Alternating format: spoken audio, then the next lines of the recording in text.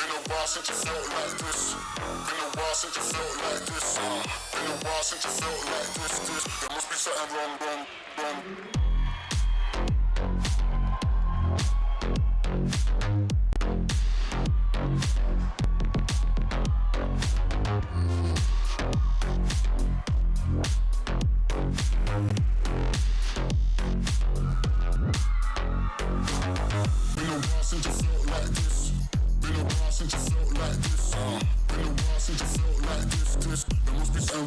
I guess I felt.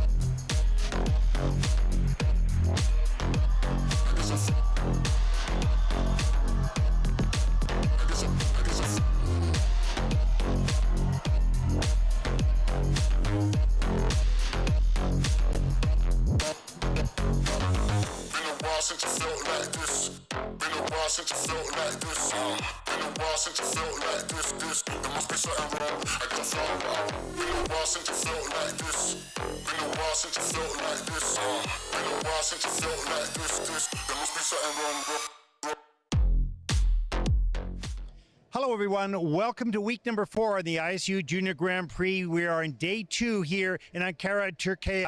The rhythm dance coming up in just a few moments. And let's look at some of the favorites coming into this event. Hana, Maria, Aboian, and Daniil Veselukhin of the United States. They won the silver last week in Bangkok. And Daria Grimm and Michael Savitsky of Germany, they won the bronze in Riga. And outside as well, Iryna, Pidgaina, and Artem Koval of Ukraine won Budapest last year on the Junior Grand Prix. 20 teams from 16 nations, they take to the ice for the rhythm dance, which begins right now.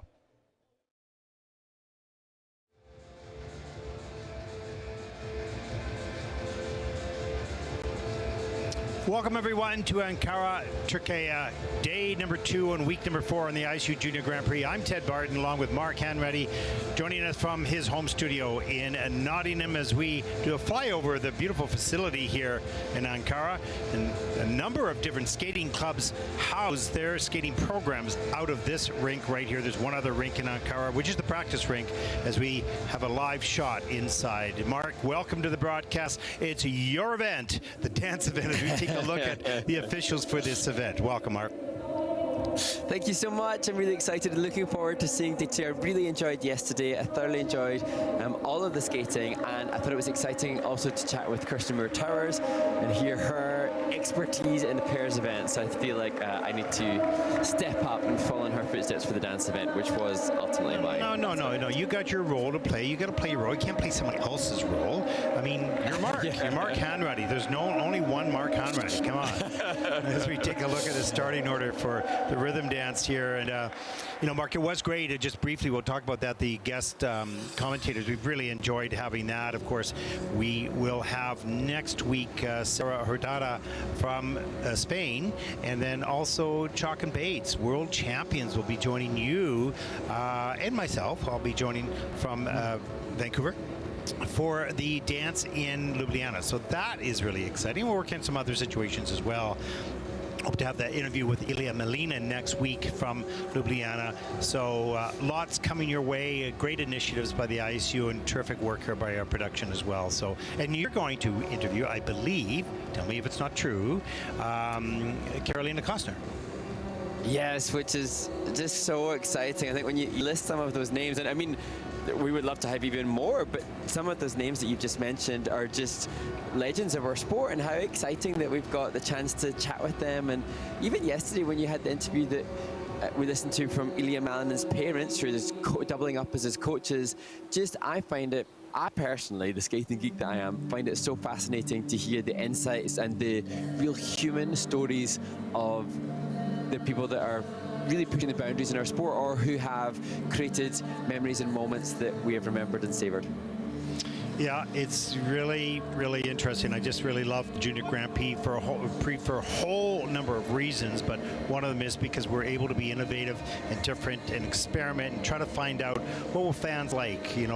How can we tell a bigger, better story, a more deep story, if you will, not just about skating, but about the people, and that's what we're so lucky to do for sure. Okay, let's talk a little bit about this dance event. Mark, give us your expertise and your read on this event coming up in week number 4. Well, I feel like there's perhaps less clarity as to who's going to lead the field in the ice dance competition this season as there maybe was last year. We had teams that are a little bit more seasoned last year. Now we have the American team that you mentioned in the opening who are new, and you have already astounded us so impressively. All of the teams will be performing to music from the 1950s, 1960s, or 1970s, and the required characteristics set out by the Ice Dance Technical Committee are high energy, rooted in couple dancing and identifiable 50s, 60s and 70s dance styles. That'd be the only thing that I think I haven't necessarily seen as identifiable dance styles as readily, but the high energy is something that we've been able to enjoy for the last 3 weeks in the first few Grand Prix.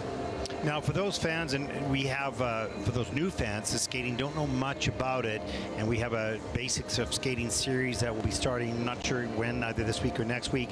A little insight into the, how to tell the difference on jumps, takeoff, for instance. But let's talk about ice dance here. How would a person who doesn't know so much about the sport, what should they look for to tell the difference between perhaps a team that's under construction really early on and a team that is excelling at this stage? So there'll be, for me with an ice dance and general good skating skills, there are 3 golden rules. For me, this is posture, knee bend, and extension. And when we look at the best ice dancers, their posture, I believe, will be more openly confident. Their knee bend will be deeper, so they're squashing into the boots more, and their extensions will be cleaner and tighter. So when they have one leg on the ice, one leg off the ice, the extension of the leg off the ice will be more pointed, more lengthened out. So for me, it's posture, knee bend, and extension, and those 3 things differentiate the different teams. Those with the best posture, knee bend, and extension likely to lead the field at the end of this event. Well, that's a really good, simplistic way of putting that for people who don't know a lot about the sport to sort of say, oh yeah, I can see what Mark was talking about there. And there's a lot of detail that the judges are looking at. They're kind of like detectives, investigators, and watching every little move based on very specific criteria. So be assured that the assessment of these teams in the result has a great amount of detail, no question. But the great thing about this sport, the discipline and sport of ice dancing, is it perhaps is a little bit more entertaining from a musical perspective, storytelling. We love this. Indeed. And one of the things we were talking about, the judge's assessment, one of the things that I've tried hard to... Oh, my daughter is just going off to school. Bye-bye, Leola. That's awesome. Bye, baby girl. One of the things that I've tried to assess, as the judges do, is an early assessment of their skating skills component score. So the judges have the range from 0 to 10, and it goes up in 0.25 increments. And so the judges have honed and established a clear idea of, I've seen a skater, they fall into this bracket, and that's something that I've really enjoyed trying to assess, and hopefully we'll be accurate as we look at the first team taking to the ice. They're competing in their 2nd Junior Grand Prix of this season, having been seasoned campaigners already on the Junior Grand Prix circuit. And this team have totally embraced the 1950s, 1960s, and 1970s theme and taking us on a journey through the decades. Natalie Blaasova and her brother, Philip Blaas.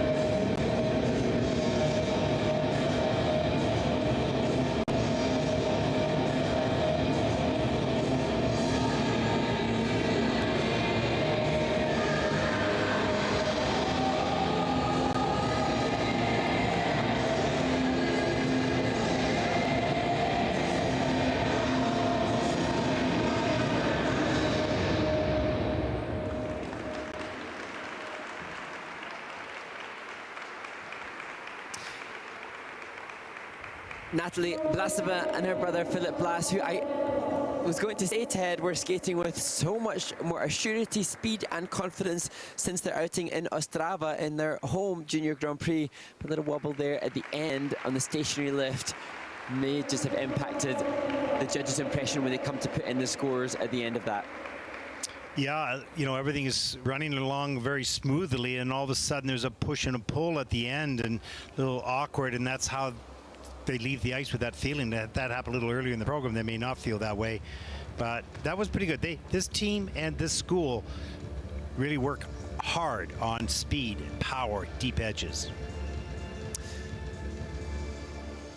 Yeah, and here as we see the opening, I just sense, as is expected in a second event, that there's more conviction to the movement. The early season nerves have dissipated more so as we look through the twizzles.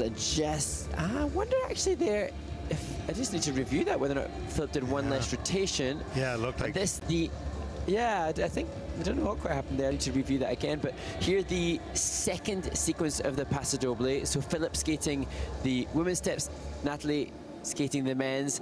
And for most, this will be a little bit more awkward. And this team choosing to do that first. And I wanted to ask about this. Every midline step seems to start with a, that looked like a count to begin with, and then the rockers. I mean, it's not compulsory to start with the same turn for everyone, is it? No, not at all. And the teams within this non-touch midline or diagonal step sequence, the teams are all going to be working through 5 difficult turns with the view to getting all of them called cleanly. In terms of the choice and the order, that's free for the teams to use.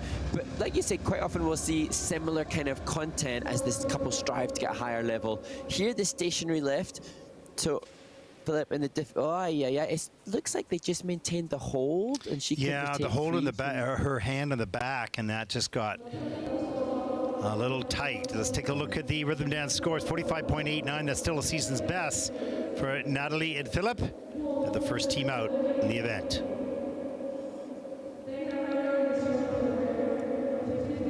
So just a bit of a sour taste in their mouth with that stumble at the end of the program. But still their season's best so far. We've just watched the team who are 11th in the Junior Grand Prix in Ostrava. This team were 8th at that same competition. Sophia, Beznosikova, and Max Leleu. And they skate to Brick House by the Commodores.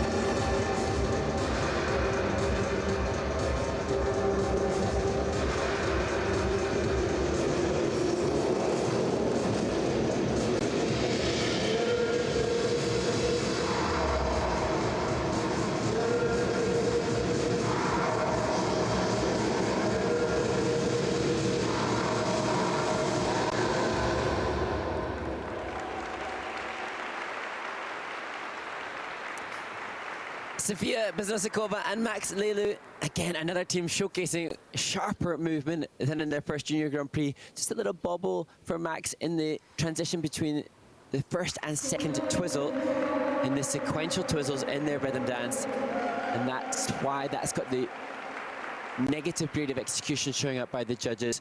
How much that will impact upon their score based on their season's best of 50.61. We'll soon find out. Yeah, and after the first couple of replays, when we get to the midline steps, maybe break that down a little bit more. I'll slow it down quite a bit for the audience.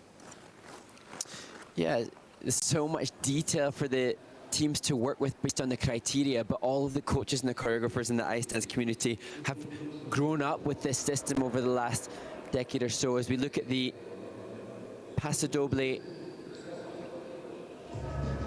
2, and again, this will have key points and the technical panel assessing the key points and the definite clear edge set from the teams as to whether or not it's callable. They achieved 3 out of 4. Here, this step sequence. So there are 6 different types of turns they can work through. That is a back inside counter, and that's into a bracket. So those 2 steps, the hop is irrelevant. That's judges, that's grade of execution. But the difficult turns that you see the skaters doing, the technical panel assessing if they are on deep enough, constant enough curves. Here is a back chalk top, little skid from Sophia there, so they're unlikely to be used as a callable turn to enhance their level.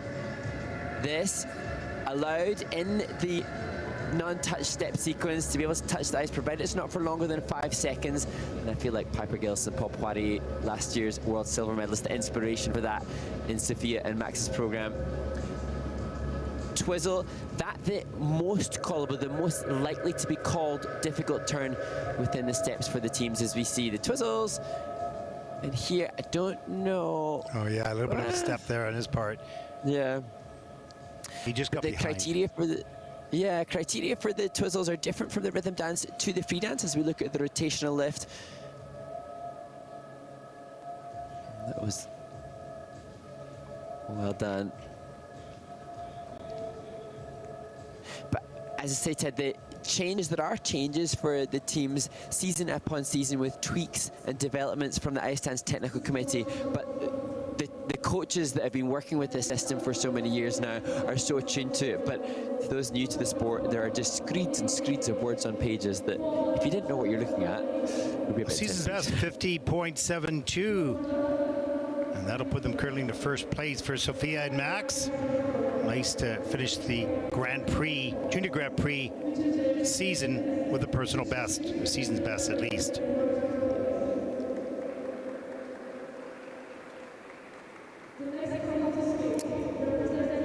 And now to a team that competed in Thailand last week. Hana, Mira, Aboian and Daniil, Veselukhin, representing the United States of America. So new as a team, and yet they were incredible in their debut last week. How will they cope with the challenges of all the travel and the jet lag coming here? I wish them all the best as they skate to Heart of Glass and knock on wood.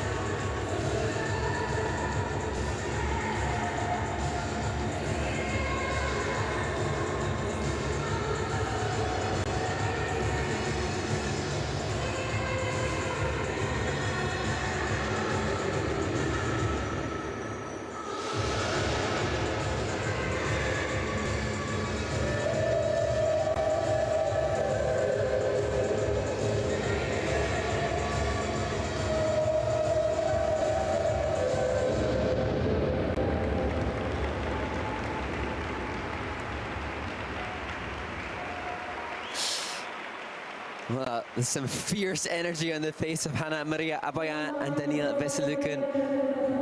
Have to admire the way in which they have just powered through the rhythm dance here when at just 14 and 17 years of age they will have had a gamut of emotions to contend with in traveling from Thailand last week. After this success, they were second in their first Junior Grand Prix. They have impressed so many and perhaps set a precedence in assuming that they could be contenders for the Junior Grand Prix final at least. But I'd have to say, very positive energy on their part. Like, yeah. You know, even though they've had two competitions, 2 weeks, it's exciting. The new young team having that success coming all the way here, awesome. Here we take a look. Mark, take us through the twizzles. That was a difficult entry. So this year, for the rhythm dance, the skaters must have a set of sequential twizzles. So they cannot be in contact between each other and only up to one step between the twizzles. And this year, the teams have to have different features, a different Group C feature between the rhythm dance and the free dance. Here, the non-touch step sequence and the speed and the ice coverage here showcasing good skating skills. In terms of the turns, there's a back inside counter into the twizzle. Some of the potentially callable turns. And here the back choctaw.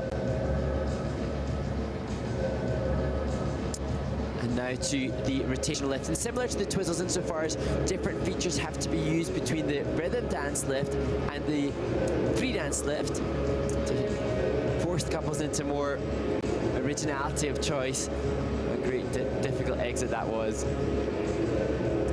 Coach Melissa Gregory, who works with them and looks so joyous in celebrating the success. Melissa and her husband Denis Petracchi alongside Valtteri Rizzo were amazing in their success last week in Bangkok with the top 2 places taken by their charges. Yeah, and I had a chance to speak with her in between the events, and she's so excited for the teams and really enjoying this and is motivated as a coach and to continue developing young teams at an international level.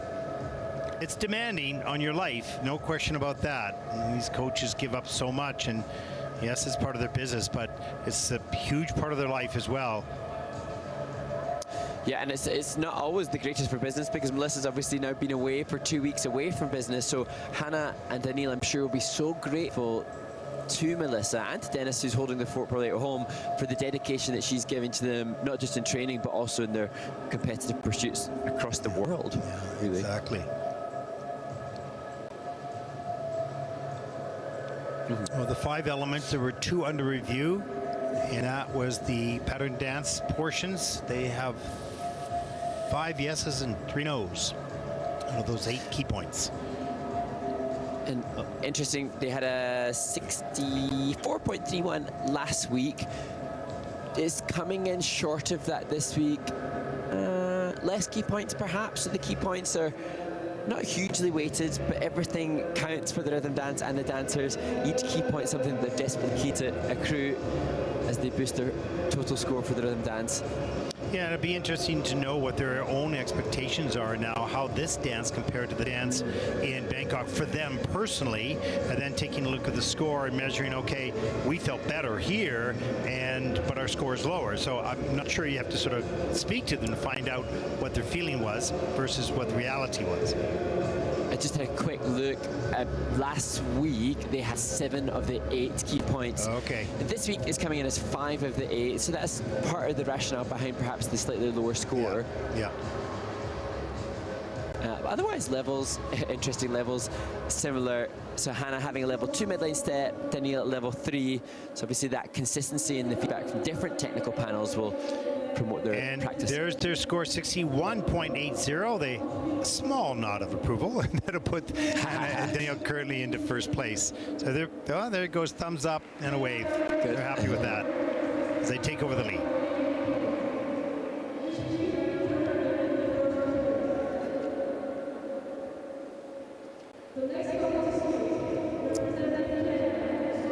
And now to a team in their first Junior Grand Prix. Sophia, Gover and Billy Wilson French. He's been niggling with a torn meniscus, and Sophia's had some health issues, but their coach Caroline incredibly proud of them, pushing through to compete here in Ankara.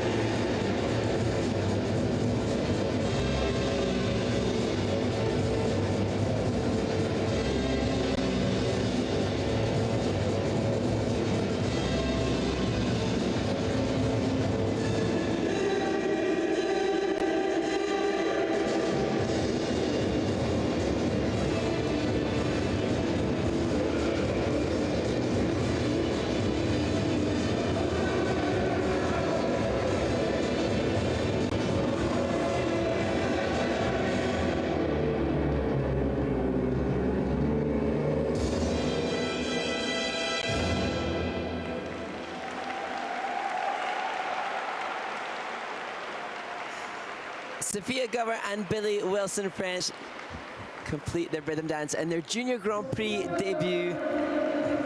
And Coach Caroline had explained that they were assigned to the next gen team, and that gave them a big boost coming into this event. And for me, Ted, having known Billy and his family for so long, I've got an insight into, again, the amount of commitment that a whole family gives. So not just the parents who financially sacrifice so much, but the grandparents as well. And I just want a big shout out to the grandparents, the parents, everybody that is behind the skaters to allow them to finally get the chance to compete on this stage. Yeah, it's pretty special. You have your family behind you, you have your colleagues and friends, and you're right, it's one person we're watching, or two in this case, but there are many, many behind the scenes. We saw some little slip there in those twizzles. Yeah, level 2 this for is Sophia. Great. Change of pose in the straight line lift, maintaining the speed throughout. And here a chance to look again at the non-touch midline, so the teams are allowed to stop within that opportunity to try to push the presentation and the composition.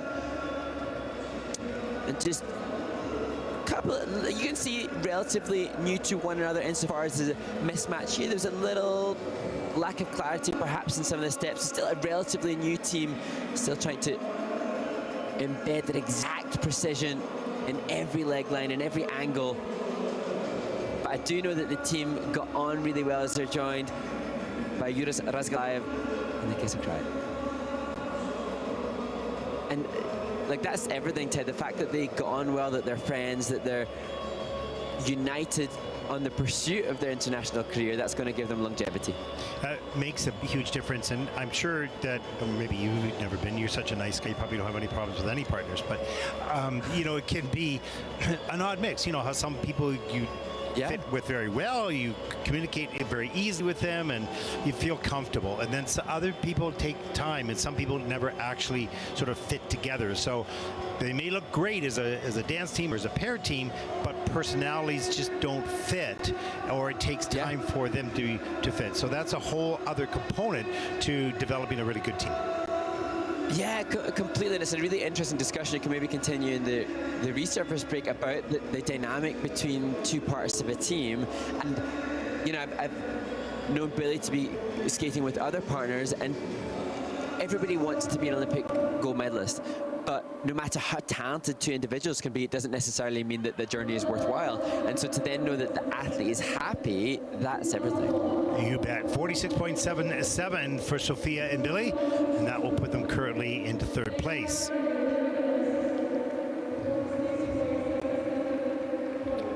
So they'll go back to the drawing board and take a look at what are they missing and get back onto the ice and begin that long process of closing the gap between themselves and other teams. And now to a team who I think are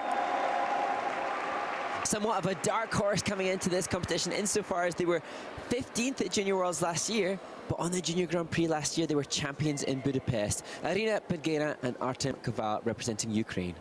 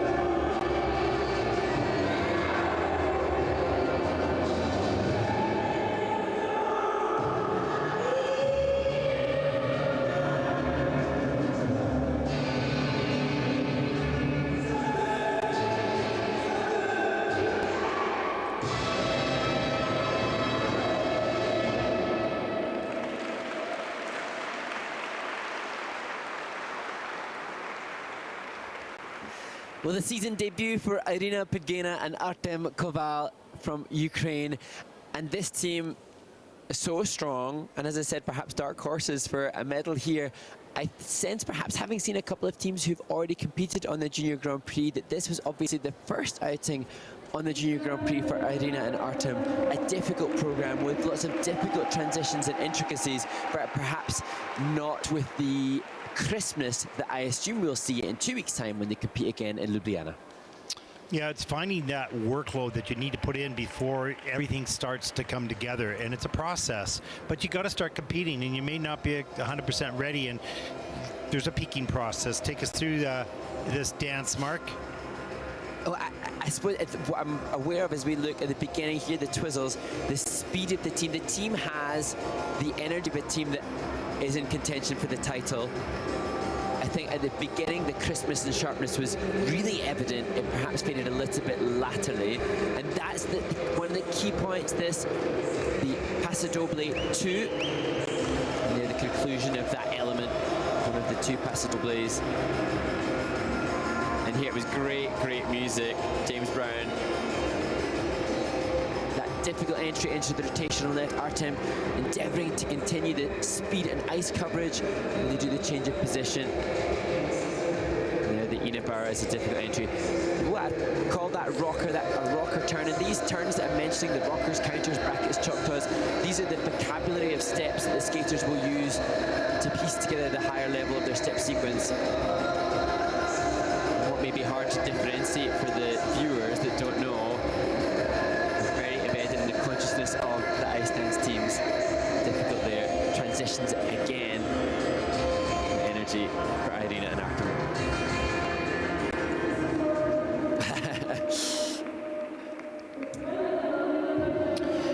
Rhythm dance score is 63.63, and you can see Iryna going, whoa, that's awesome. That puts them into first place.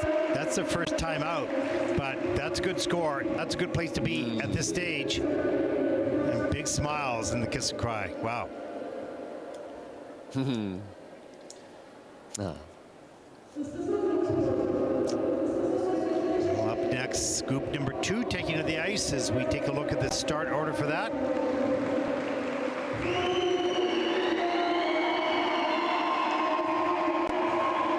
We have a Turkish ice dance team. They'll skate 8th in the event. It's not as commonly seen. No. Okay, do you have some quite... Sorry, go ahead, Mark. Yeah, so I was just going to say, we have had some great questions in where to start. One of the questions is very ice dance specific, and it comes from at Kashmarek. Why sometimes there are 2 and sometimes 3 parts of twizzles? So this is my opportunity to try to explain this, but you can keep me right up to as to whether or not I go totally off track and make it too complicated. Oh, pull the reins back. Whoa, boy. No, carry on. Let's go. Well, let's see. So for the twizzles, as I mentioned in the course of this event, there are different requirements from the twizzles that are needed in the rhythm dance today and the free dance tomorrow. And this year, the skaters cannot use the Group C feature in both programs. Now for the twizzles, there are Group A, Group B and Group C aspects that the skaters have to use. So they have to do things with their arms, generally, their free leg, generally, and the Group C is generally the entry and the exit. And so that's why you see the skaters when they're doing their twizzles, they'll have their arms waving about or above their head or stretched out in front, or you'll see with their free leg for the Group B, they'll have it in different positions. For the Group C, one of the options for a higher level is to do a 3rd twizzle, and so that's why sometimes you'll see the teams, often we would see the teams do a 3rd twizzle in their twizzle sequence, and that would be for a boost in their level. We're seeing a little bit less now because the teams can't use that in both the rhythm dance and the free dance. So now we're getting to see skaters using some more interesting entries or different features. So that's the reason why we're seeing less of the 3rd twizzle. So I hope that answers the question. No, that's well done. So, but question here, because when we explain pair skating and single skating, we use the term features. So in a spin that's trying to get level 4, you're looking for 4 different features or aspects of that. So what is the word in dance that's used? So you've got these groups. Within those groups, are they features or you called them aspects? What are they? So I'm just going to read you. So I always get really keen to make sure that I'm singing from the hymn sheet that the technical panels will use. So they are features. So it's 4 features. Okay. And they come from groups. So there are different subcategories with the groups for which they have to choose the features. But yes, they are features, much like the spin. I was just checking up to make sure the dance world wasn't using different terminology, but really, I was doing that for myself just to make sure. But I suppose that sometimes the difficulty is when we go down this rabbit hole of talking about the criteria. It's features. Well, what are features to the untrained or uneducated skater? So it's. So in other words, the third set of twizzles is a feature that can be used. Yes, thank you.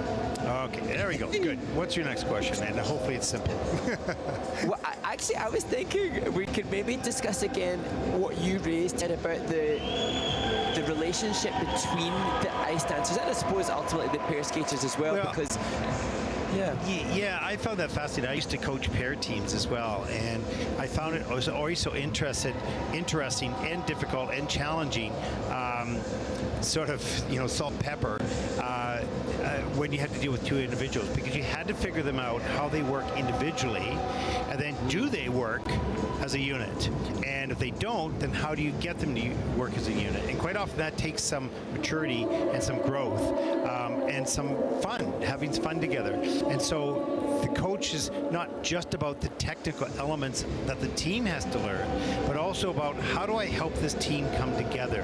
What are the types of things I need to do both on ice and off ice and in my discussion and word choice and tone that I use to pull this team together? So, sometimes you want to have if there's one individual that's a little bit more nervous, that's a little bit more frantic, if you will, and the other one's more calm, how can that calm one really help that nervous one so that they begin to bond? So there's all those little aspects of building the relationship at the same time you're building these athletes.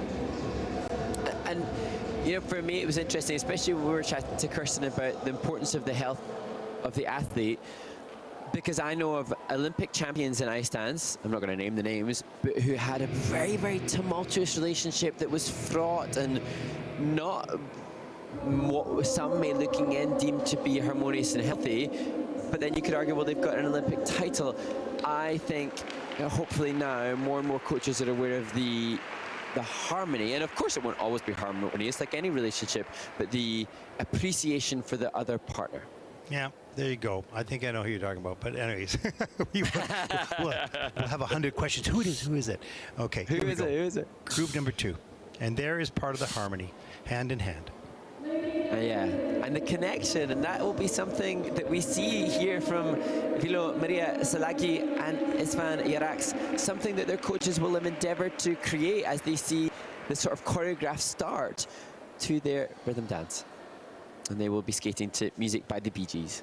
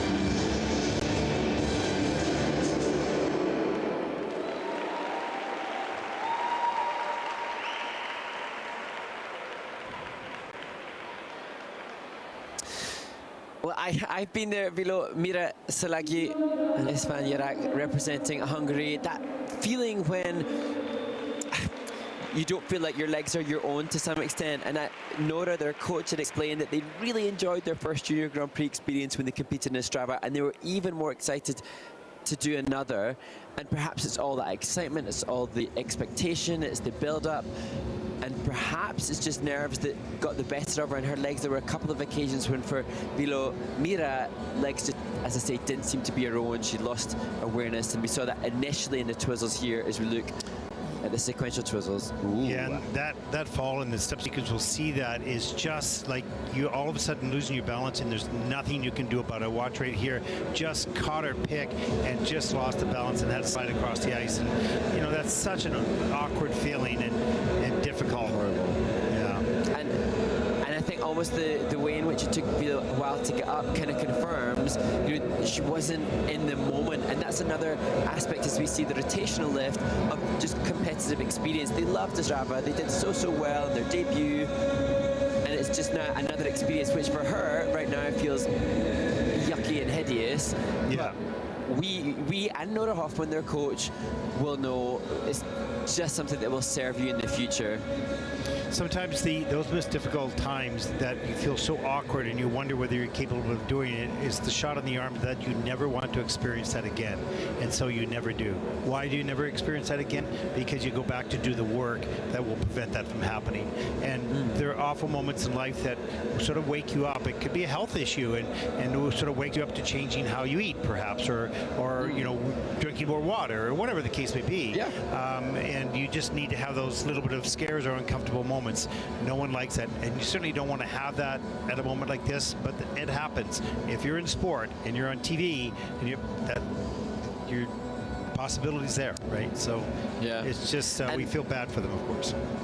Yeah, and I think when you look at Villo, Mira, she's having to be very brave now in the way she conducts herself, but also what's wonderful here is that Coach Nora and Istvan are both giving her positive energy, so there's no sense of fault or blame, just an acceptance of, yep, it happens. Yeah, Nora would totally Not when you know want this. it to happen. She would know what to say because she's probably had situations like that herself, and make her feel a little bit more comfortable with it. But never a nice moment as it happens, but one of those moments that you won't forget as you review your career, saying, what were the defining moments in your career? This might be one of them because it turned a corner. Yeah. It helped turn a corner. I remember Charlie White, Olympic champion, competing at a Grand Prix, Senior Grand Prix, and he was doing his rhythm dance, and I think he fell over 3 times, just lost all control and sense of self. So it happens to the best of them. Yeah, absolutely. Well, 30.11 for Villo, Mira, and Istvan from Hungary. That'll put them currently into 6th place. And they understand and see that score. And well, I'm most certain we're going to see a much stronger team in the free dance. And hope they finish on a positive note.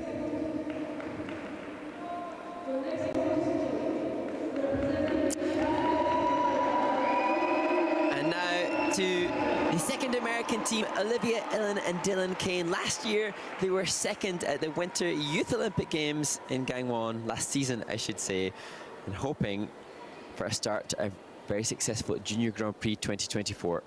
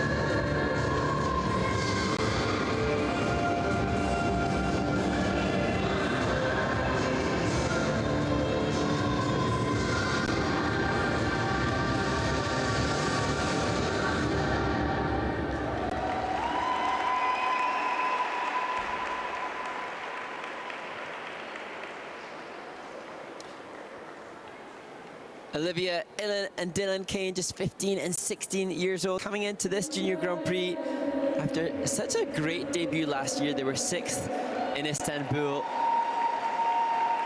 And their goal this season, they explained to me, is to show maturity in their skating, increased power and bigger movements on the ice. And so they'll be eager to see that the component scores are pushing up higher. Reflecting. Just 15 and 16 years of age, so they've got a number of years on the juniors to continue their development. Yeah. And here, just a little timing mismatch on the entry into the sequential twizzles. Right forward, outside edge, the edge choice. And again, just not optimal match in terms of body alignment. But we're really having to nitpick. The clear exit. The 1-foot exit on the curve lift, and here the non-touch midline step sequence. So it's a level 2 for both, so that means that 3 types of difficult turns were called cleanly by the tech panel. Here, back counter, that might have been achieved. This was a good example of touching the ice and maintaining the speed and the flow, and here pushing the presentation and the composition, so the element serves to get a level for the tech score, but within it they'll still be trying to push the second mark as well.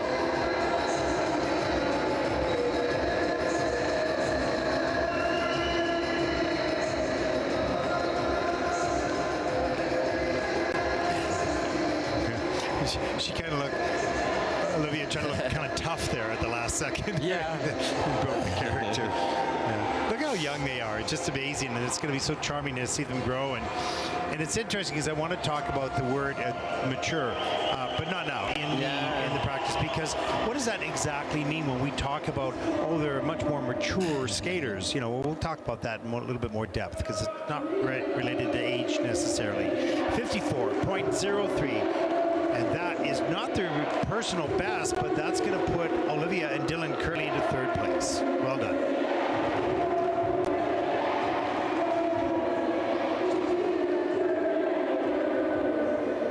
Now we've got a lot of noise going on in the background as our next team, guess what, comes from here. How amazing for Irmak, Yucel and Danil representing Turkey to see and hear the support. Started ice dance 3 seasons ago, and indeed last year Irmak tore ligaments in her foot last year, otherwise they would have been scheduled to compete in Istanbul. Now finally competing in the Junior Grand Prix.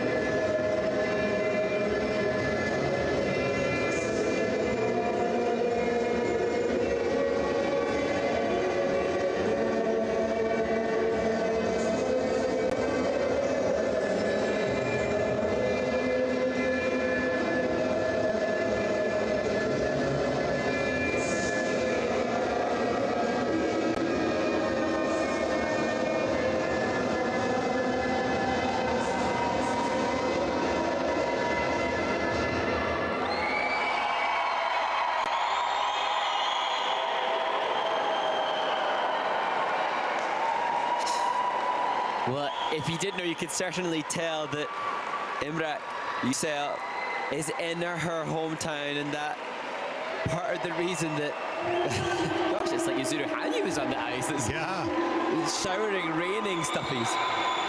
Amazing. What an incredible moment for Imrak and Danil.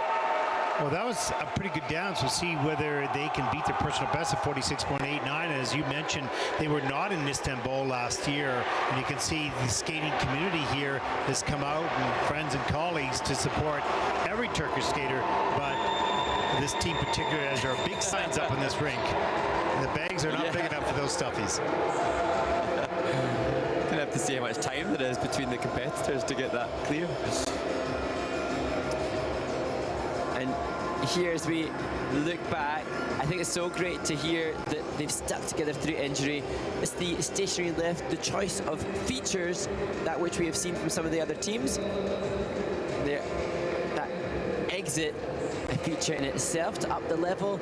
And here, working these difficult turns. That's a rocker turn, which was pretty good. And there, the outside closed mohawk, which I think is one of the most difficult to be called clean by the panel. Good speed, good ice coverage here from both Imrak and Danil, and maintaining proximity to one another. And here,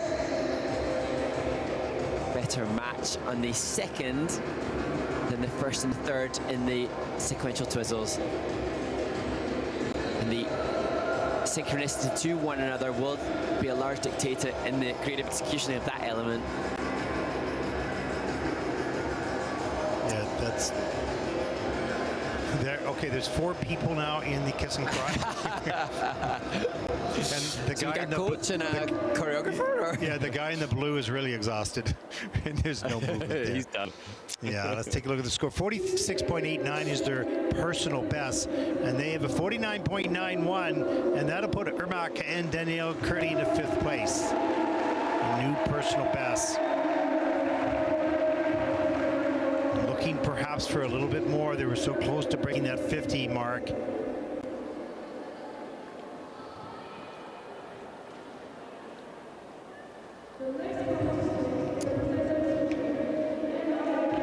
To another team competing in their debut on the Junior Grand Prix, Hana, Mackenzie and Wesley Lockwood, representing Sweden and skating to the Wanderer and Runaround Sue by Dion.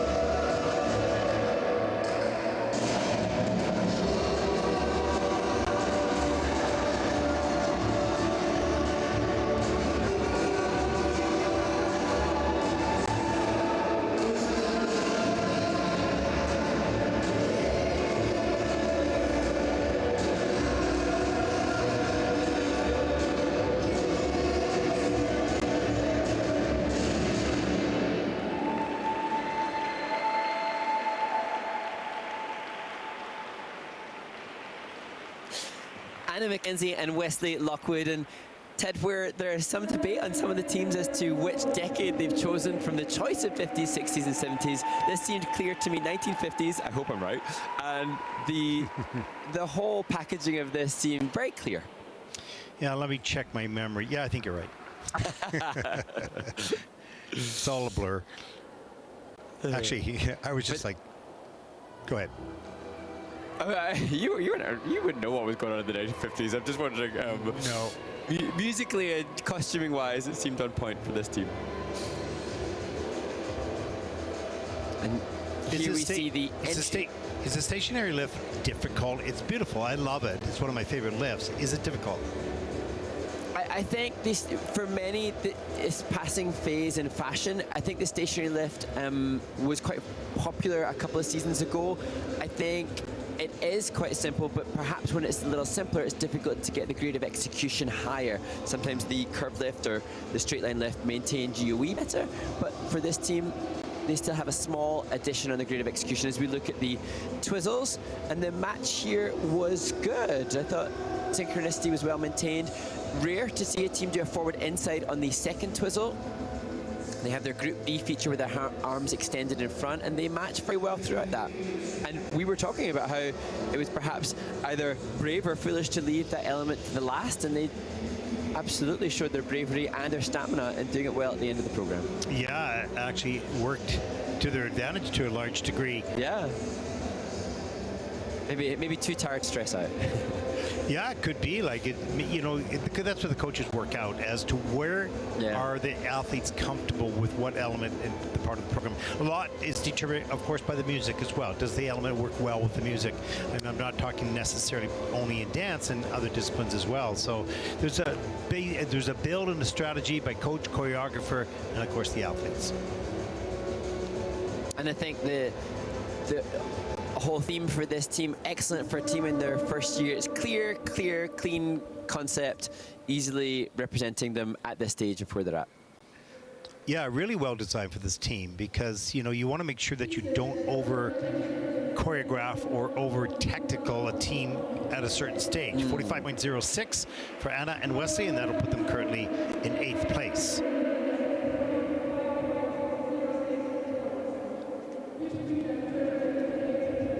And one team left in group number 2 before the ice resurfacing.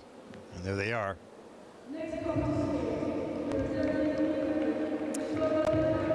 And it is Vittoria, Petracchi and Daniil Bazil, coached by Francesco Fioretti, just 14 and 18 years of age.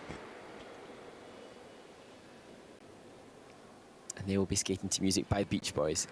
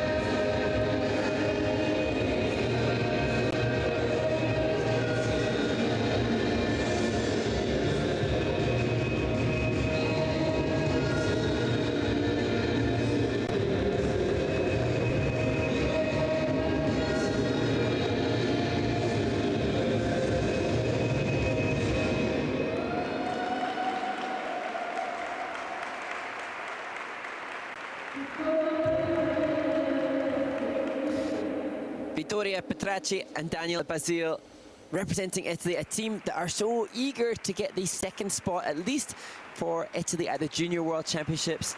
Some of the front runners being Noemi Mariatali and Noa Lafornara, who have won their Junior Grand Prix. And this team have worked hard through the summer. They spent a lot of the summer in Lyon with their coach, pushing themselves to showcase a big jump forward and improvement this year, but unfortunately they'll be disappointed with the bobble in the second Passo Doble sequence.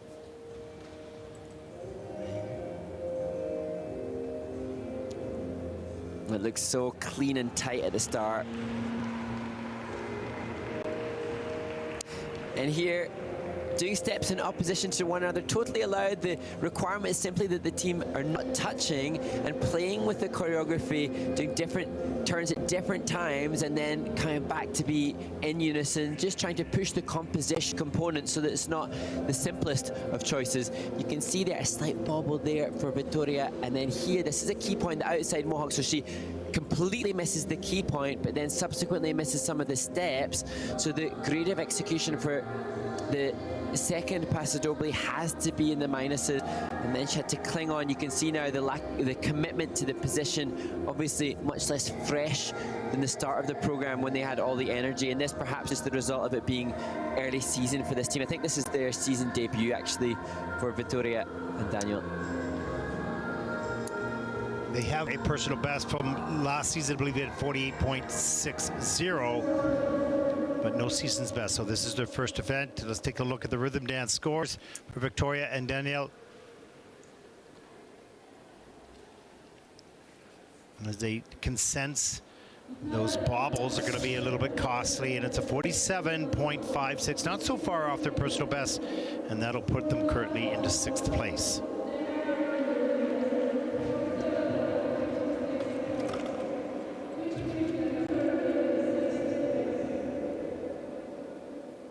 Okay, Mark, we're on an ice resurfacing, which means movie time at the ISU. What videos do we have coming up as we take a look at the standings so far after the first two groups? Go ahead. Chance to see, as I just mentioned them, the winners from the event last week in Bangkok in the ice dance competition. Italy's Noemi Mariatali and Noa Lafornara, who have secured their spot at the Junior Grand Prix final in Grenoble. And then the comeback story of Diana Stellato to deck, and that's particularly poignant because she will be competing today at the Challenger Series in Oberstdorf, Germany. And then finally, the mic'd up series with the former Turkish ice dancer Elisa Agafanova. Perfect. We hope you enjoy it. We'll be back right after this.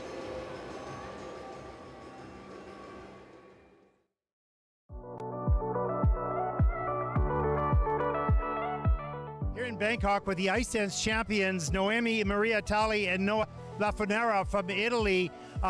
This is your second win on the Junior Grand Prix already. How did you feel about your performances here? We're definitely very happy with the outcome. The short felt much better than Riga.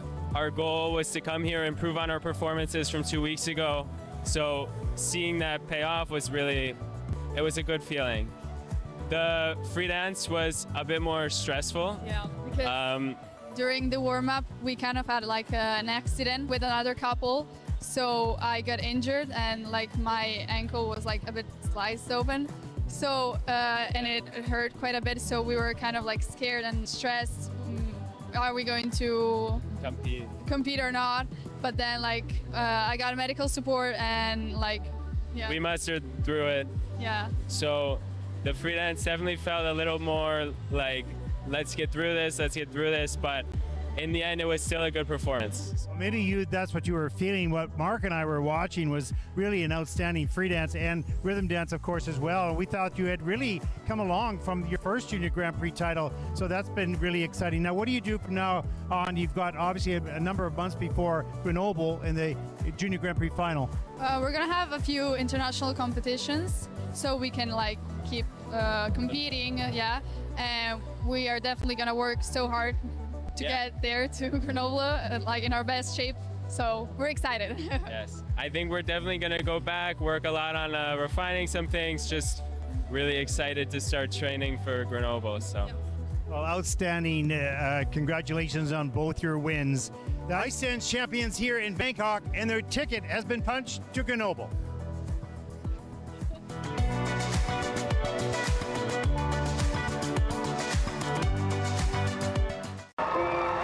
note card I happened to pick was, what would you do if you knew you couldn't fail? And I just immediately blurted out, oh, I would win an Olympic gold medal.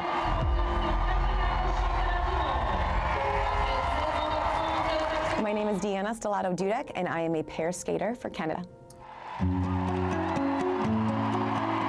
The reason Diana is so special is actually her fire, her dedication, and for her, it's Olympic every day. I think what attracted me to figure skating in the first place was the freedom that you feel when you have the wind in your face and you're skating around the rink, and also the artistic expression, what you can do with your arms and feet while you're gliding. It's difficult to describe. It's unlike any other feeling that you can get in shoes.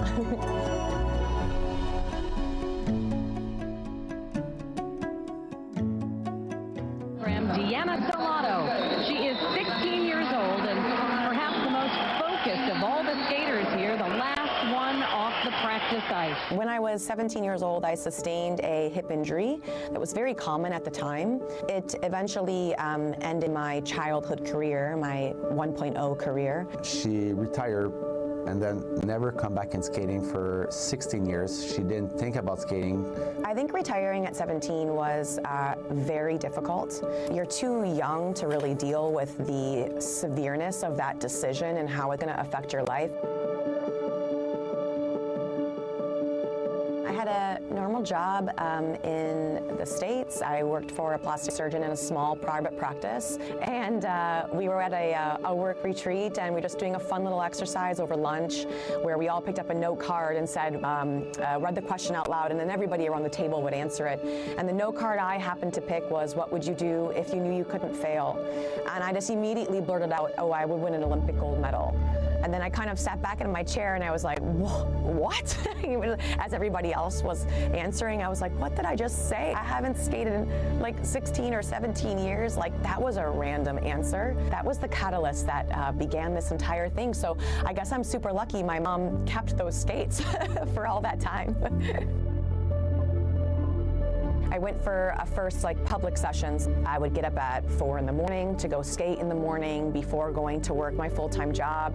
And if I had a day at work that was like a 12-hour day and it was impossible for me to get on the ice, I would just make sure that evening I would do like a workout tape or I would stretch, but I would do something toward my dream every day, and I never broke the chain for 3 months. Her dedication to the sport, to do what she do at the age she is unbelievable. She have to do so much more than other people to be able to do it. We train as much as the other younger skater, but on top of it, she have to do way more back home. She have to recover 2-3 hours a day so she can be ready for the next day. If not, it's not gonna happen.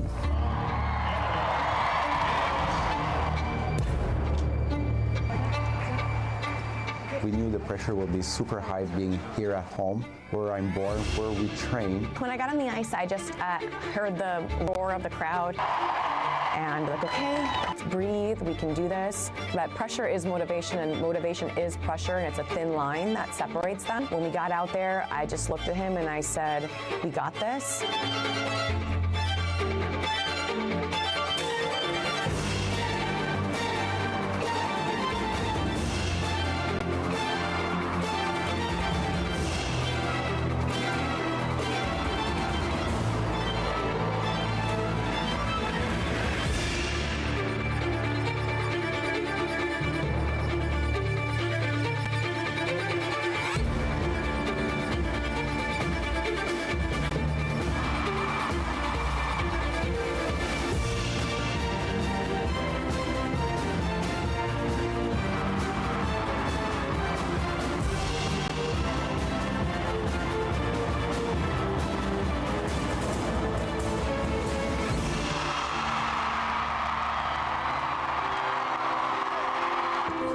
Was so supportive, and it's give myself and Diana goosebumps as we were skating. It was something we'll remember for the rest of our life.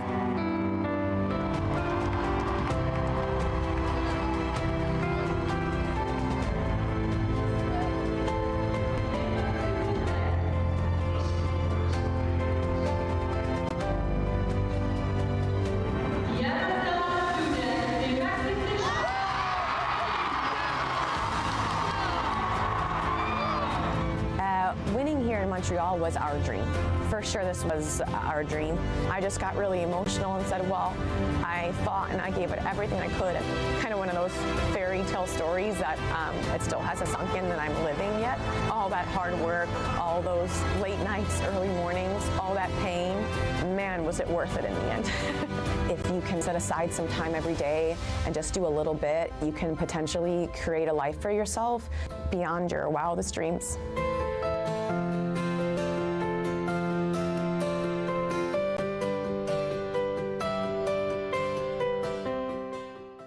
So I go to skate. With better twice. You know the program.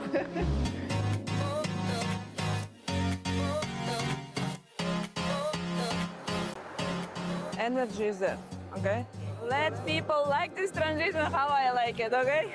Take the judge with you, that they feel they're in the race, okay? That they really feel they are watching the race. Make sure that, please, don't push so much. Curve enough, start the pattern, okay? There is your time to breathe. My red team.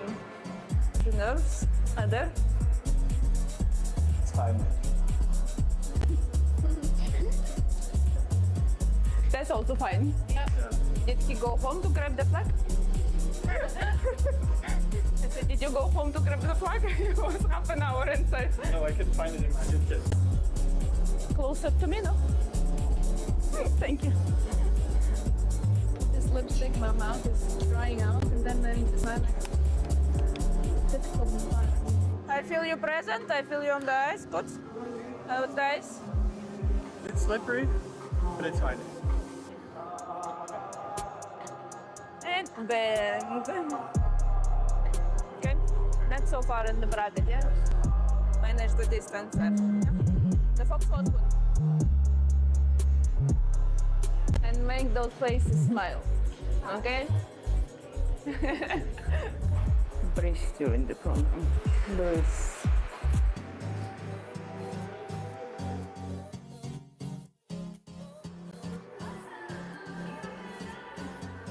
Entertain. You can do it. Entertain, okay?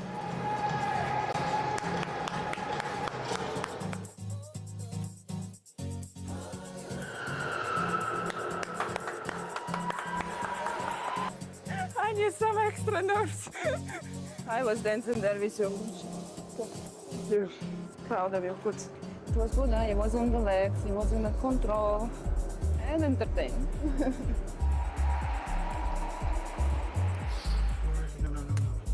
No way.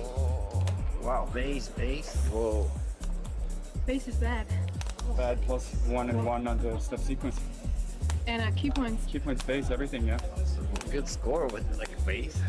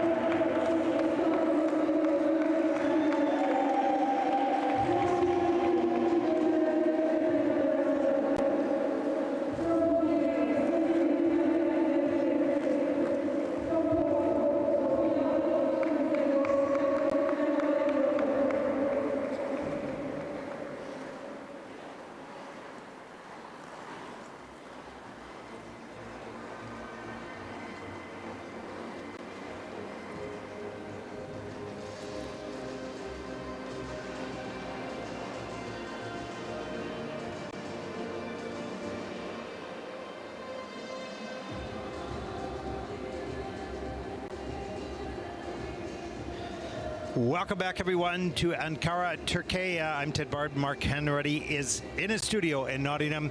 The third group of the rhythm dance on the ice right now. Mark, sorry, a little bit late joining you. I had to run upstairs to get a cup of tea, and just get my legs moving, because it's 12 hours of sitting down and not good for these old creaky legs. Well, I have to say, I normally, through part of the year, for the majority of the year, I'm on the ice so much and skating all the time. And I was thinking, if sitting down, as we are having to do for this commentary, is what most people do, it's remarkably unhealthy for the human body. Just I'm sitting telling down. you, it is not good. It's not good. I have a desk in my office in Vancouver that goes up and down, of course, and you can stand up, and then you get tired, then you sit down, but you can move around. But boy, I tell you, you've got to move. You cannot sit for very long without the body starting to say, I'm not liking this. I'm gonna make you pay, right? So yeah, it's good to stand up and get moving. So, anyways, do we have some questions coming in? We have some comical questions coming in. Let me bring them up. This is non-ice dance specific, but good. Which jump would win in a fight? Which jump? Yeah. Oh, I think definitely the axle. Oh, totally, because your pick is going forward, and you could just place that wherever you like to place it. So yeah, totally. An axle would be more deadly, I think. Well, deadly. I shouldn't use that word. More dangerous.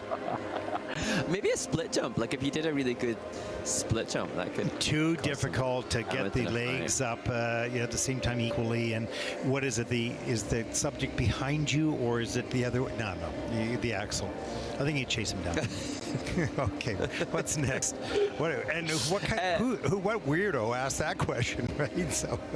Well, yeah. I noticed that I didn't see who that came from. No, just questioning. Just kidding, of course. Okay, go ahead. This is an amazing question from April Orica. How does figure skating benefit both introverts and extrovert athletes in pairs and dance? Wow. Okay, that is, I think, an amazing question. Let's just read it again. Good. Go ahead. Read it again. How does figure skating benefit both introverts and extrovert athletes in pairs and dance? Wow, that's such a great question. That's probably the best question. Who wrote that question, you know? From @April_Orica. Okay, @April_Orica, whatever it is. That is a fantastic question and deep. So here is my thought, and I don't know that there's an answer. I think it benefits everybody, and the reason is because this sport requires you to be an extrovert, even if you're an introvert. I am an introvert. People say, yeah, not true. I am. Like, I'm totally introverted, except for where I'm really comfortable here. But on the ice, I was not really comfortable to be sort of out there and performing, although I wanted to. So it helped bring that out in me, and I think we've seen that with a lot of athletes. And in pair or in dance, how does an extrovert learn to work with another person who may not be an extrovert? So I think it helps you measure yourself from your highs and your lows and bring you somewhere in the middle, because you need to work with a partner. So I don't know if that answers the question, but that's kind of my thought process. What's yours?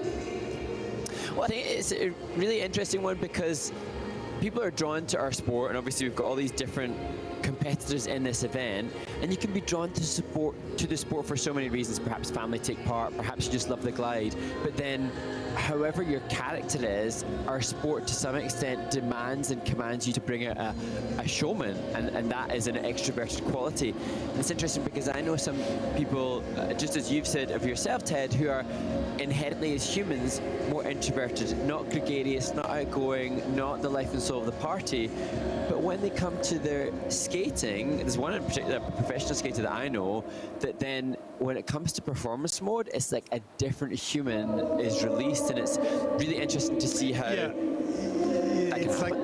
It's like a bipolar person, but in a positive way, right?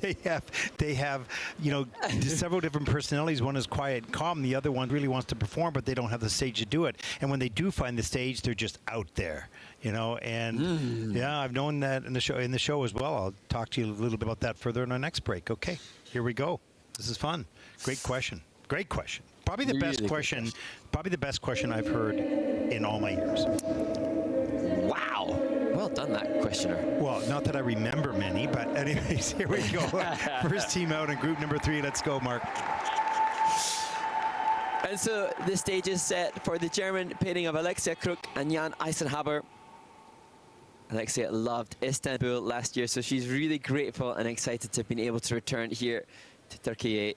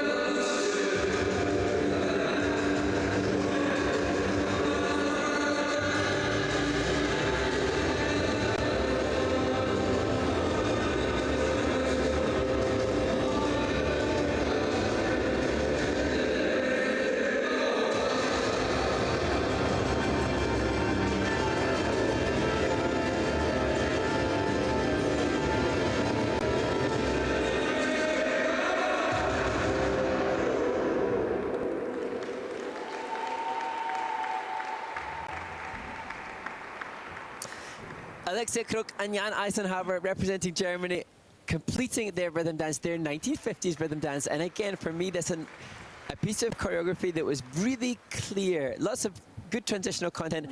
And I thought Alexia in particular really embraced the energy that I imagine was required in the 50s. Yeah, and the vibrant and matching colors of that era.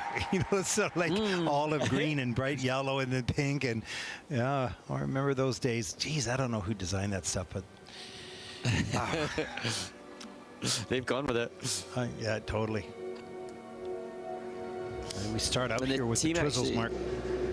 Yeah, and I loved actually the transitional entry into the twizzles. Here we can see the right forward outside, the second twizzle, and the hands clasped in front. That is a featured. Whoa, I think Alexia may have just missed that last rotation. But as you can see in the slow-mo, difficult transitions. And here, without music, the question is, can we still sense the theme and the dance style? And I think that is evident in this team. The hand placement there is indicative of a style. Even the use of the head, I thought that also very evidently in the Paso Doble from the team. And this team had a collision last Friday in training where Jan's back was quite badly injured. So all the more impressive that they've come out here and worked their way through this rhythm dance. I love that little step too. Yeah, that was pretty cool. By Roman Vidal. That was good. Yeah, really good. And there, the difficult exit out of the rotational lift, pushing it up to level 4, and it gets almost half a point extra boost by the grid of execution as Stefano Caruso joins them in the kiss and cry. Well, let's take a look at the rhythm dance score. 50.79 is their personal best for this rhythm dance. This is their first event out in this season, or on the Junior Grand Prix anyways. 47.54, so falling short of their personal best. That'll put them currently into 7th place.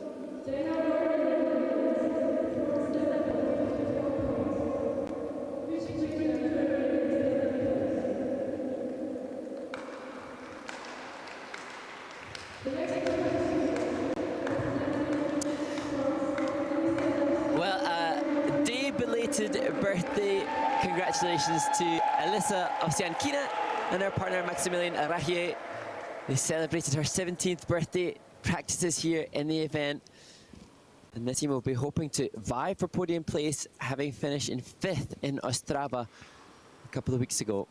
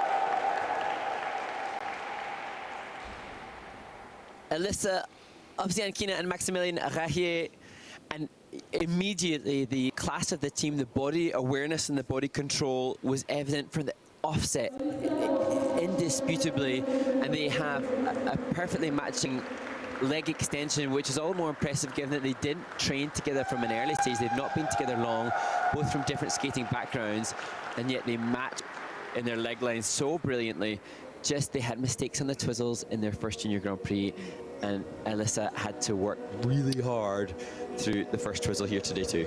Yeah, and that was, you know, the problems. But the good news is not only their extensions, but their speed and skating quality is there. So it's really impressive when you see it. Unfortunately, there were some mistakes, but they're an impressive team. Yeah, and I'd have their skating skills really high. I think I would push toward the 7s for this team, but maybe the mistake in the bobble is why the judges are still in the low 6s here. It was a good example of the count. And you can see the awareness of the match, both pointed perfectly well.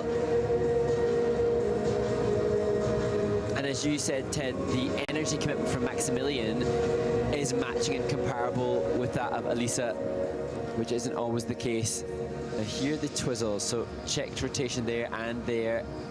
Yeah, that's going to drop level. It's being reviewed currently. No such problem on the clockwise rotating twizzle, which for most skaters is the harder direction to rotate in. Here again, look at the commitment to the toe point and the transitional entry into the rotation lift. Maybe not the greatest choice of position to push the grade of execution. Really such like quality. Yeah, I really like this team. I think they've got a really bright future. They're 17 and 20 years of age. They're in the mid-60s for their PC scores. They've got good skating quality. They completely match their body line and skating skill quality. And, you know, there's some mistakes for sure, and they're going to pay for that. But, you know, their personal best right now is 49.89, and they're going to beat that score here. So, yeah, well, it's going to be exciting to see how this team continues to develop. And Coach Marian de la Ascension with them, working alongside Olivier Schoenfelder and Muriel Zazui and Emma Hirai. They come from a great stable of quality skating skills. Well, season's best, 53.21, and they look pretty happy with that. A little bit of a nod of approval. That puts them currently into 4th place. Wasn't a shocking score for them, but it was a good score. Take a look at yeah, exactly. We take a look at the top 5 teams so far on the leaderboard.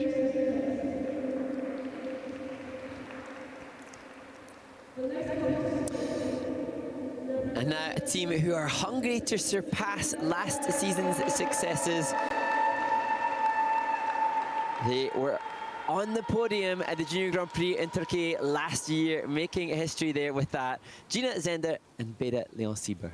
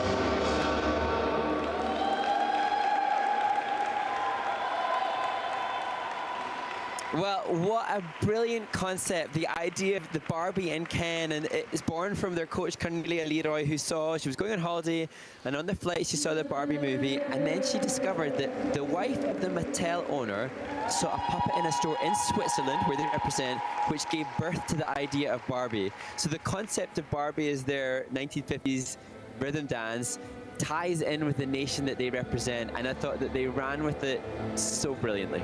Oh, they played the characters absolutely right on, and so much fun to watch. Not only that, but they're really solid, have solid skating skills and technical skills. Let's take a look.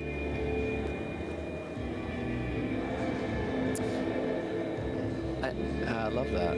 Love that. Here, a difficult entry, seen similar just from them before, but when they do it so well, it justifies the use of it again, because this difficult exit and the features that they've chosen will be allowed to secure a good grade of execution. And you can see the arm movement almost doll-like. Just lack of slight synchronicity, but the tilt of the head, and here again, the way in which they've held their fingers, a nod towards the theme that they're going for with this Barbie. Here she's doll-like, non-supple, clever, well considered. Yeah. And so for me, composition component should be good. Yeah, well, clever and well done. You know, you can have a clever concept, but it can be not well done. Yeah. I think there's room for improvement on that, particularly in the synchronization. That'll make it a lot better, but still, yeah, very well done. Now, their personal best is 59.65, so they hopefully will come close to that. But great start. That's a great story, Mark. Good research. Well, thanks to the coaches for sharing it with us. What they will be disappointed with perhaps here is the tech score. As we get a little insight into the feedback from the technical panel, only 2 of the 8 key points were assigned to Gina and Beta, so that's something that they'll be focusing on. And then within the non-touch step sequence, a level 1 for Gina and a level 2 for Beta, and this is a team that will be eager to push toward the top flight at junior world level. So yeah, but their PCs in the 7s, low to mid 7s. Let's take a look. 60.85 as all 3 heads tilt one way. Go, yeah, that's okay. That's not too bad. And that'll put Gina. Yeah, exactly. That'll put Gina and Beta Leon currently into 3rd place. And not far off. 2nd at the moment.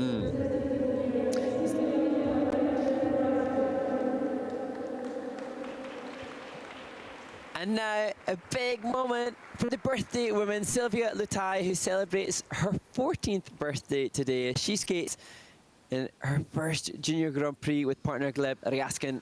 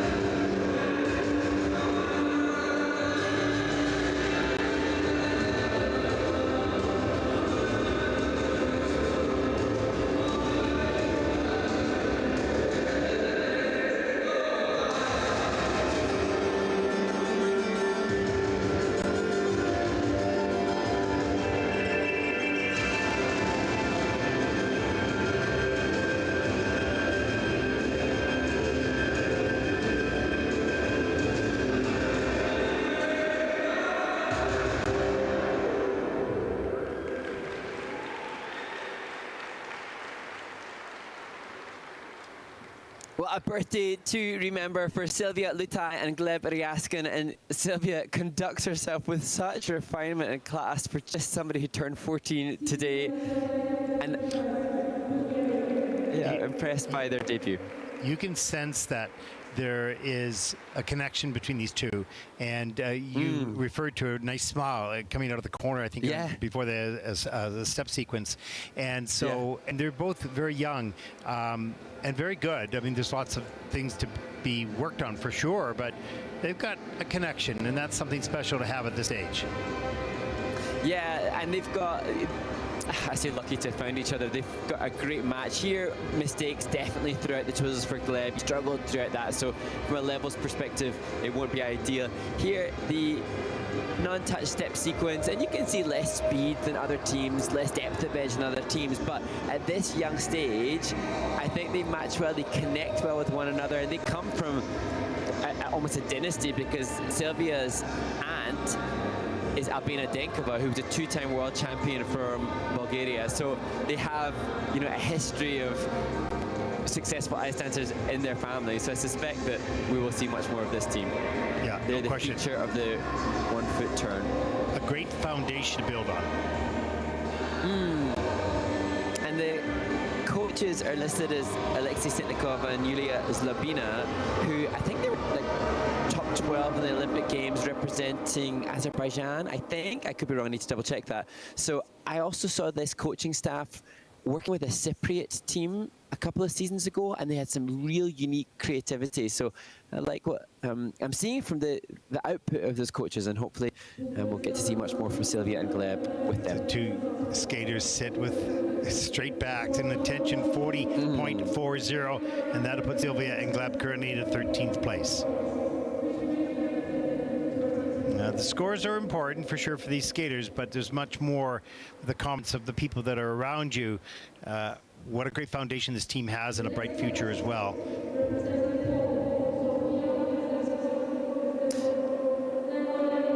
And now to another very new team teamed up just in February of this year.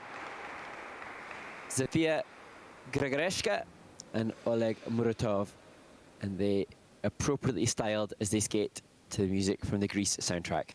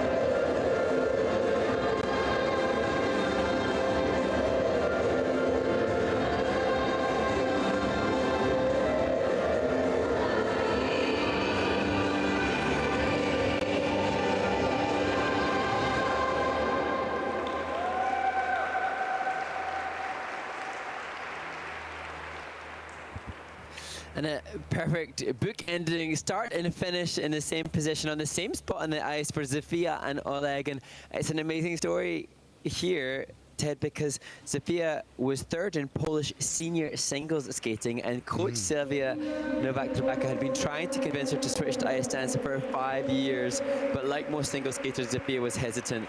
The start of this year, she made the switch, and how wonderful to then have teamed up with Oleg, who he actually competed on the Junior Grand Prix back in 2019, then took a break from the sport, and now they found each other. The universes, the stars have aligned for them to unite here thanks to their coach Sylvia.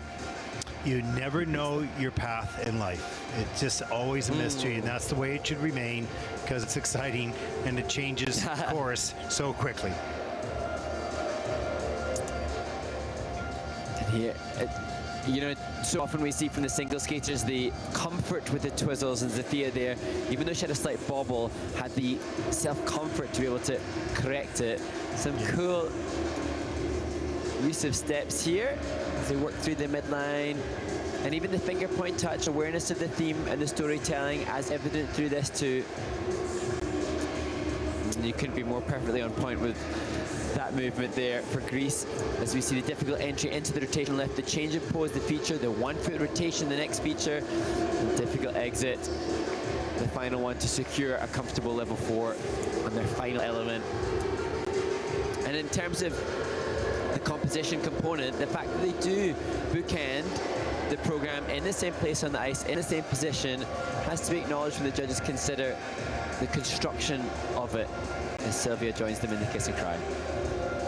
Yeah, nice work by this team, and that theme has been used so many times, but people are able to bring some fresh takes on it to a certain degree. Of course, you usually dress the same way and it has the same sort of energy into it, but I thought they did a great job, and they don't have a personal best scorer. He's the best, so this will be it.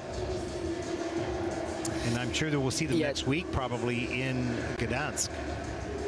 Well, yes, Sylvia said that when she was telling me some information about the team, she said, I'll see you next week in Gdansk, and I had to explain, sadly, it will not be me, but Ted will be there. And she said, oh, darn. Okay. Here's the rhythm dance score. 43.90 for Sophia and Oleg, and that'll put them currently into 13th place. But this team's early on in their development. They've got some good skills already, being single skaters and coming together, and you have to have patience, and you have to work hard, and then you have to have more patience, then you have to work harder. That's the story of any discipline in this sport. As we enter into the final group in the rhythm dance, there's a look at the start order for group number 4, about to take to the ice.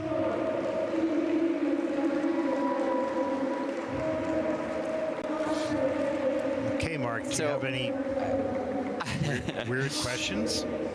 Yes, we do. As we look at Derek Grimm and Mikhail Savitsky, we have some questions coming in, and thank you to everybody that is sending questions in. Please do feel free to send us your thoughts, your observations to the International Skating Union on Instagram and reaction to their story posts. One question, somebody wants to find you, Ted. Where can I find you in Ankara competition? From @Sarp Alispa. Somebody wants to come and hunt you down and say hi, I think. Are you going to reveal your location? It's a little nerve-wracking. Somebody would like to hunt you down. Where are you? I mean, they did say that. I enhanced it. They might be very innocent in there. Little dramatic on your part, eh? Yeah, exactly. No, we were in a dressing room with our under production room. I don't know if you can go down the hallway. Yes, requires accreditation, but I do peek out to go up to the room for tea on the breaks. So, but after this after this group, in fact, do the stand-up for the free dance, and then I'll be upstairs having a tea. So I'll be around, loitering. Okay, what next? A really interesting question. Somebody asking for the advice for amateurs who get tired quickly during long streamed events. Okay, read that by me again. There's somebody asking for advice for a commentator who gets tired quickly during a long event. And how do we manage our energy levels in regards to the competitions that are long like this. We let the other guy talk. That's what we do. It's, I don't know, when you love what you do, you sort of, we do go through some lulls at times, and you probably can hear that from time to time with our voices. And, you know, a lot's got to do with how the event is going. When the skaters are just, you know, skating so well, and I don't mean the final groups, I mean even the first groups that double Lutz is their best jump, and they're doing it, and they're skating great. We get energy from that. So that helps us a lot. We talked about, Mark and I talked about that before coming on air today, that yesterday was great because we started out with the women's, which is a long event, with the women's short program. And the way the top skaters were sort of placed sporadically through the event kept the energy on each group. There was something very interesting in each group going on. So that helped us. And then having Christian Moore Towers join us for the pairs. And then we finally finished with the men's short program as well. So kind of like when you go to a show, if you've got 5 slow numbers and 3 really high energy numbers, if you put all the 5 slow numbers together, you're going, okay, this is too slow for me. So it depends on how you pace it out. So we have no ability to pace this out. So our energy goes with the energy in the rink. There you go. I was really rambling on that question. Sorry. No, you're so right. And I think we're really fortunate that we have each other to work with, because then we can, you know, give each other a little bit of energy. I don't know. Yeah, I was just going to say, Mark, sorry, I have no idea how I did, I don't know how many years it was, 9 years, totally by myself. I had a bit of a different approach. I really did do a lot of technical analysis and breakdowns and could run the replay, and so it wasn't as much discussion and like we have some storytelling and background information, and so this is much more full. But to do it by yourself is really, you know, harder in many ways because you have to fill. Sure. And sometimes we'd step away and not fill the air and have a bit of a break, and that would be fine. But we don't do that here. We talk together and we have fun talking together. So yeah, it's totally different. And I think for me, in terms of how I would help any aspiring commentator, when it does get long, and of course it gets long, it's hours and hours and hours of commentary, then for me, I always am grateful if I've turned the page on my notes and I've got lots of notes for the athlete, because I think even if I am, you know, starting to wane a little bit, I think, oh, there's a story to tell here. So for me, although it takes a lot of time, like I'm already now reaching out to the skaters for next week, because then it makes essentially our job easier, because they think, oh, I want to share this story, even if it's hour 10 or hour 11 of a long commentary day. No, it's perfect, and we share the workload. I mean, you do that research. I've got things backed up here. I cut the replays. We have our conversation. We have questions come in, so it actually makes it kind of fun. Well, not kind of. It makes it very much fun to do. So, yeah, hopefully that answers your question. There you go.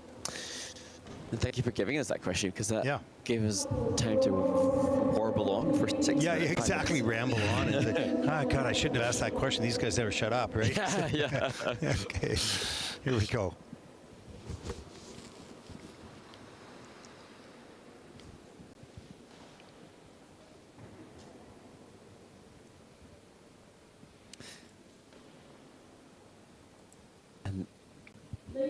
Four teams clearing the ice, paving the way for Jihu Yu and Zachary John Grant. Another team that are so new, not just to one another as an ice dance partnership, but also to the discipline itself. They teamed up in March of this year. They managed to get together in time to compete at the Korean Junior Grand Prix qualifying event, which was Zachary's first ever ice dance competition. Now, this is their second stop on the Junior Grand Prix 2024.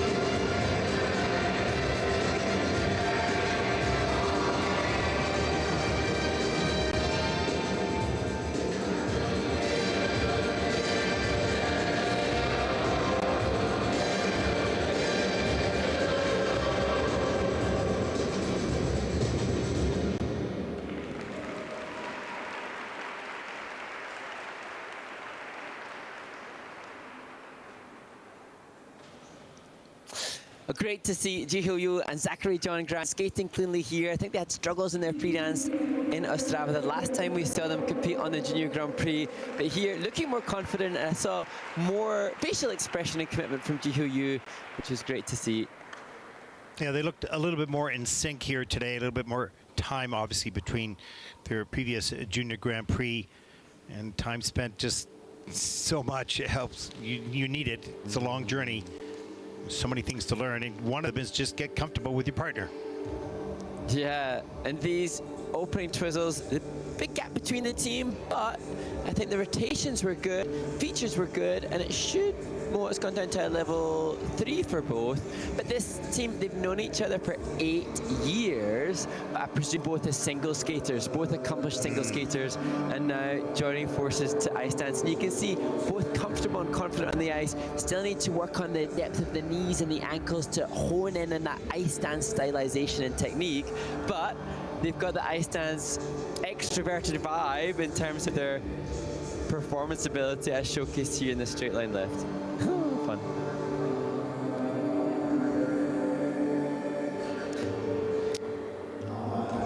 Yeah, knowing each other for 8 years now. Where do they train? I don't have that information in front of me. I know. I could hazard a guess, but I know that they train at 6 a.m. before school. She's a junior at high school. He's a sophomore studying marketing and philosophy. Season's best, 36.96 for Jihu and Zachary. That'll put them currently in 15th place. Yeah, it's amazing. These athletes that are pursuing their academic career as well, and some of them have side jobs and busy lives. Yeah. But it's good to be busy. And how cool they're representing their nation across the globe. And now to two 17-year-olds, Ambre Perrier Giannassini and Samuel Blanc Klapperman. Ambre explains she thanked her mum for educating her on 1970s music.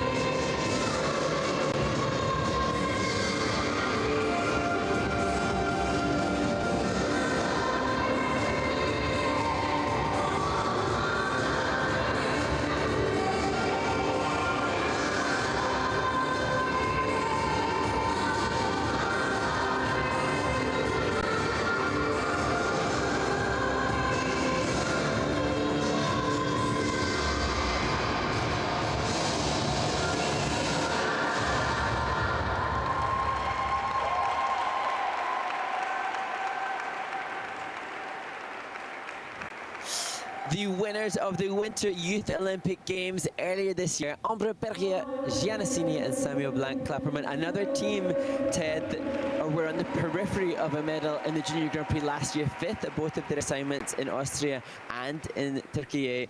How will they contend with this? It's a mixed bag. It's a deep field, not a field full of medalists previously, but lots vying for them. Yeah, no question. They're up against some stiff competition here, but you can see their energy and their performance is really at a high level. It's going to come down to the technical. What is it? What do they produce technically in this program? Let's take a look. Here it is. This twizzles. The teams can't touch. And this consistent arm movement, some of you will be noticing, is a feature. It has to be clearly established here. The difficult turn, so they'll be endeavoring to get 5. That would be a level 4. We have not seen a level 4 step sequence. Really rare to see that, and that would need 5 cleanly called difficult turns, and the depth of edge that the technical panel believe necessary for that is really extreme. Here a back chopped into a forward counter, and there the rotation left. Good ice coverage from Samuel in the change of position. Actually really good ice coverage there. Yeah.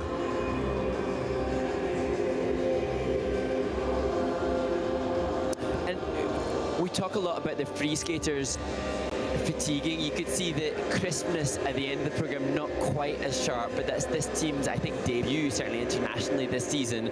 So the sharpness will develop, of course, as they head towards them. Pretty intense looking for those scores. 59.15, just a bit shy of the 60-point mark. That'll put Amber and Samuel currently into 4th place. Pretty intense. They're intense. She's intense. She's pretty focused. Knows what she wants. Yes. That's a cute moment.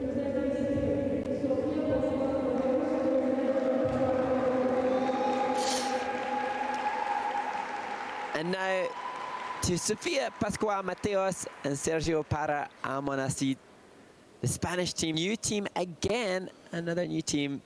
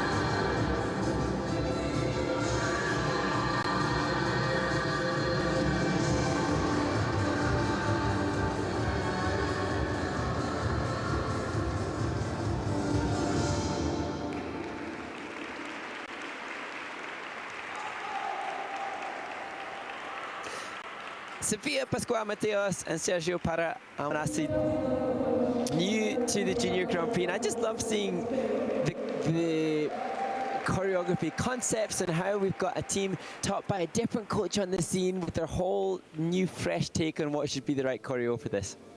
It's so funny, Mark, when we're watching this program and other programs as well, the era of 50s, 60s, and 70s brings us all sorts of discussions, which of course the audience doesn't hear when we're watching the program and cutting our replays on costumes and the era and what it meant and, you know, what the dances were and what society was like. It was completely different to now, that's for sure.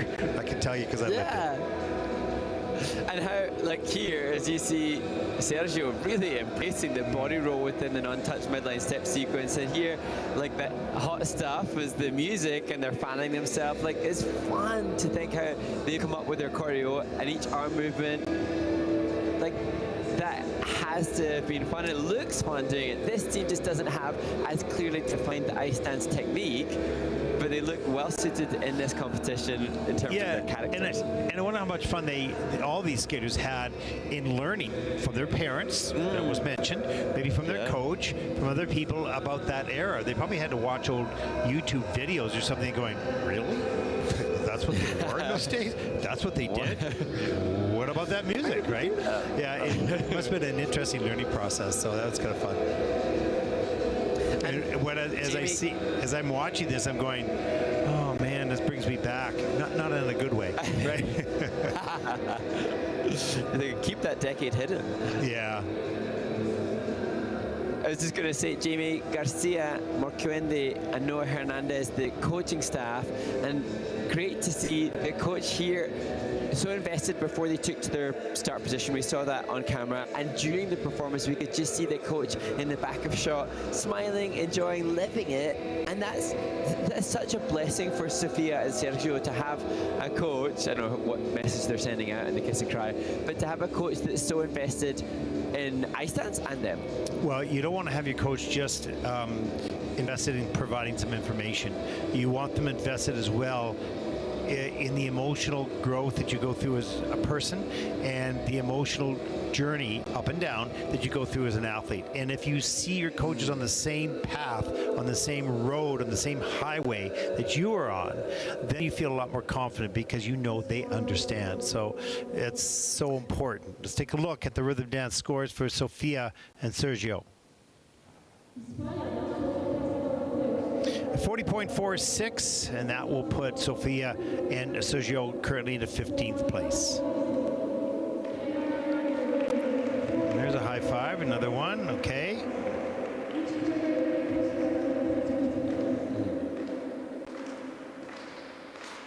Such a learning experience to adapt and to cope with what you've just experienced yourself. We take a look at a young Canadian team, last year's novice champions of Canada. Mark? Yes, and another team adapting and coping, Laurence Briere and Julien Levesque. Laurence suffered a concussion at the beginning of the summer. They didn't even know if they'd be able to compete.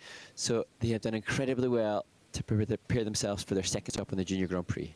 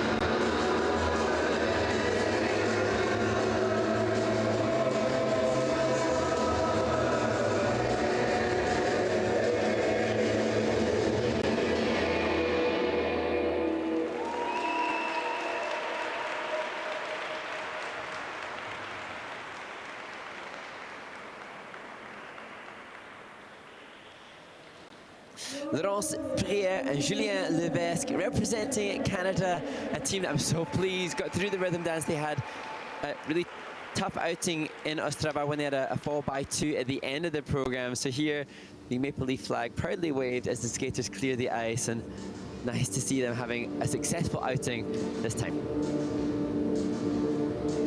Yeah, a young team, you can see me land right between the arms there. It's a great shot. And this team has really smooth skating skills, quiet blades. It's really, and that's a great foundation to have. They still have lots of experience to be gained. Here's a curve lift in at level 4 with a positive GUE, so a good start to the program. But here's the problem with the Twizzles there, Mark.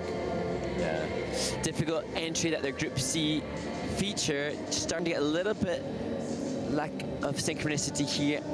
Laurence just then dropping out after 2 rotations, so at best it could only be a level 2. I think it's dropped down to a level 1, so losing points there. Here, Choctaw, an outside closed Choctaw to start their step sequence. And here within this, the technical panel will be assessing the level. Judges will be using this for both a grade of execution and an assessment of the couple's skating skill. And this team, as we see them performing the outside rocker and then the outside closed mohawk step, coming in at the mid-5 range. Well, their season's best is 44.35, and they might come close to that here, even with that little mistake, as we see them in the Kirsten Cry. Sorry, Mark, go ahead. Well, I was just going to say the teams had to do so well, not just to come back from the disappointment of the rhythm dance in Ostrava, but also having to acclimatise to jet lag and the energy roller coaster, because having competed in Ostrava, they've then, it's almost, some might argue, more challenging to have a week's gap in between, especially when they've had to travel backwards and forwards, because then you're changing time zones, you're having to reacclimatise throughout. That's for sure, no question, but everyone has to adapt to different scenarios and learn that through their career. Season's best, good for them, 47.51. So I think they're pleased with that score. And just that one little mistake on the Twizzles, the rest of it was pretty good. Some experience gained and some mileage traveled in that journey, which is up and down. And you have to experience so many different things. Our final team in the rhythm dance, Mark? The most seasoned for sure. They've been training in Enya since their last event, and even at the beginning of their warm-up, Daria Grimm and Mikhail Savitsky looked more assured and confident.